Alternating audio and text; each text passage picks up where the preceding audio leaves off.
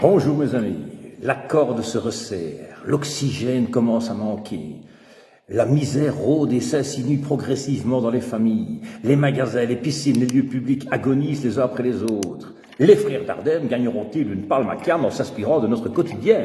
Ben oui, n'est-ce pas là le scénario que nous vivons en live? Et pas tous, rassurez-vous, les grosses multinationales regorgent de billets verts, les superpuissances aussi, et nos politiques dans tout ça. Eh bien, si c'est dans l'adversité qu'on peut juger réellement de leur valeur, on n'est pas prêt d'être sauvé, mes amis. Mais au fait, sont-ils dans l'adversité? Je l'ai dit et je le redis, jamais les personnes qui gagnent 10 000 euros ou plus par mois ne comprendront les problèmes de ceux qui en gagnent 1500. Ils peuvent dire tout ce qu'ils veulent, clamer comme dit Roupeau que son grand-père était mineur ou autre métier très dur. Les époques, les personnes étaient différentes et ils ne l'avaient pas vécu en tant qu'adulte responsable d'une famille, mais en tant qu'enfant. Ça n'a rien à voir du tout.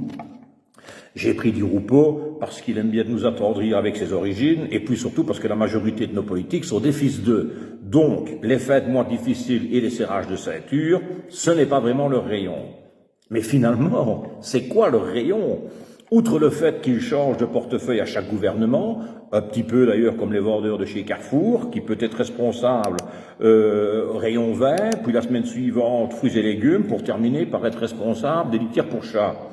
Jamais, au grand jamais, ils ne doivent se justifier, rendre des comptes, sauf quand ils sont pris la main dans le sac pour des malversations, conflits, voilà.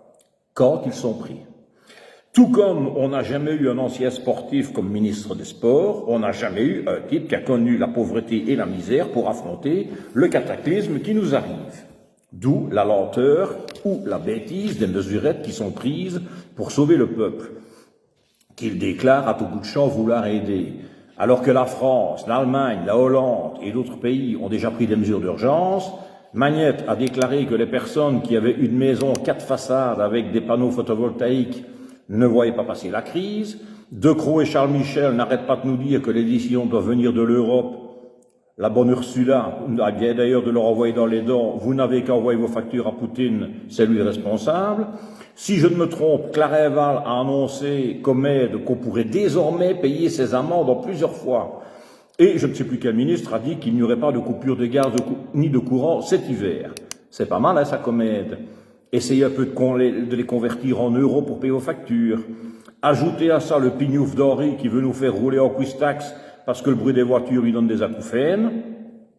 Voilà mes amis, après nous avoir fait vivre reclus, masqués, hydroalcoolisés pendant 2 ans, pour survivre, vous allez devoir vivre dans le noir, dans le froid, à la diète, bref, comme en temps de guerre, quoi. Mais c'est normal, puisque c'est la guerre. Mais les musiciens de la Vivaldi sont-ils au courant? Bonne journée mes amis.